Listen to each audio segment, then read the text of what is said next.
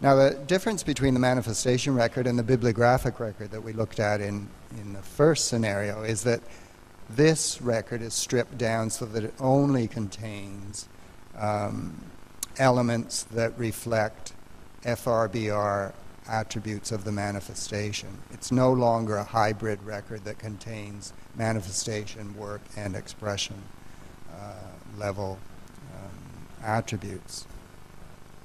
And what I've done is I've just shuffled the order around so that they follow the order in which those attributes are outlined in FRBR and the order in which the elements themselves are organized in RDA. So instead of having the variant title down at the bottom of the record, the 740, I've just shown it up here because in RDA, title is an element, and then that's broken down into 7 or 8 element subtypes, including title proper, parallel title, abbreviated title, variant title, earlier title proper, etc. So they're viewed a little differently. They're all related to the logical attribute in the RDA element set rather than the function they perform conventionally within a record as part of a title statement or part of an added entry, etc. You'll see at the bottom of this, I also have this record linked to the work embodied. I realized after I got here that there should be another link at the bottom, and that would be to the expression that's embodied in this manifestation.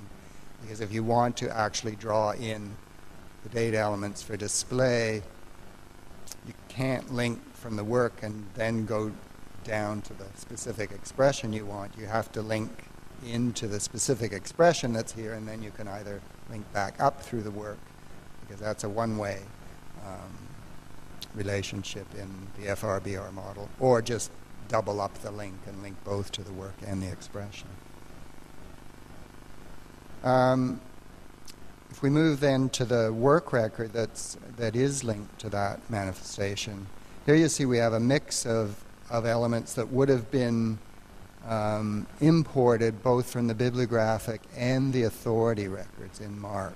So it is, in this case, in MARC terms, this would be considered a kind of hybrid record because it doesn't fit cleanly either the bibliographic record structure or the authority record structure.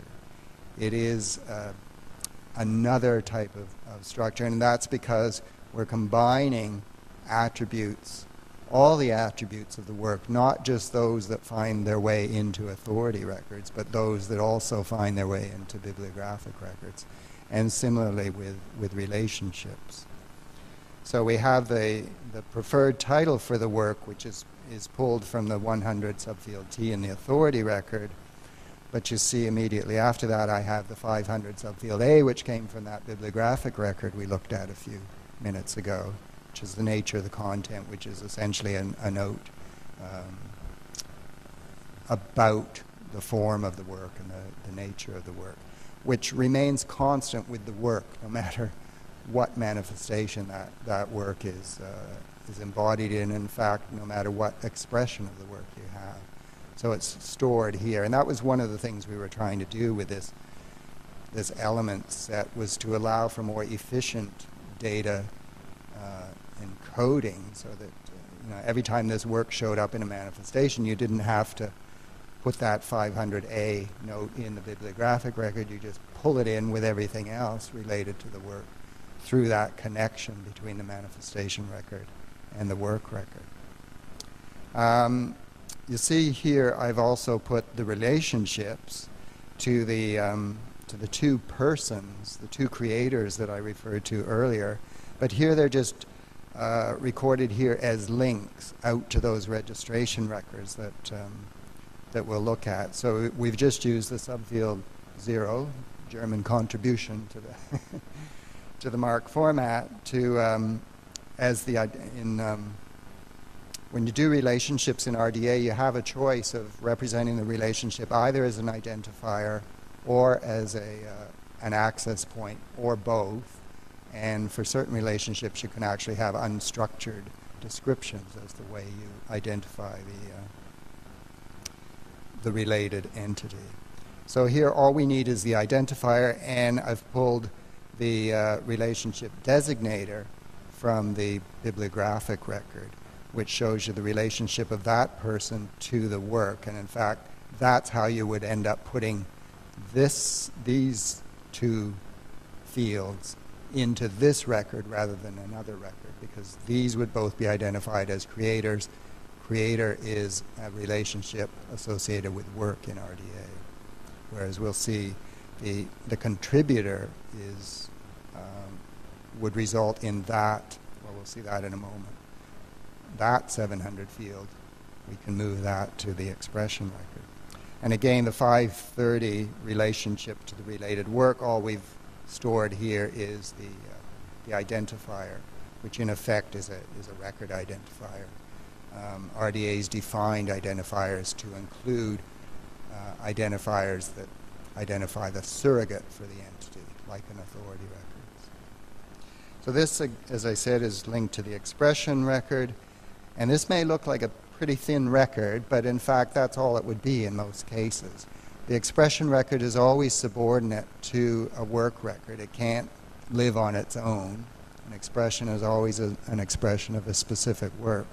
So here all we have is that one little orphaned data element, the language of expression, that came out of the 100 subfield L in the authority record as well as in the bibliographic record.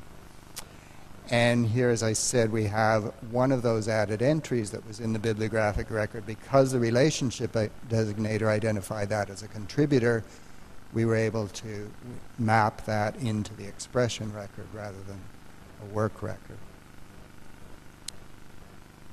And then finally, just a quick look at the registration record for the person. I forget which of my persons this is. I think this was the first collaborator and the one that was used in the main entry for the work. So again, you have this one is extracted purely from an authority, a MARC authority record. You have everything there that you need. But again, we would only store the related person, the 500. All we need is the identifier for that related record. So that is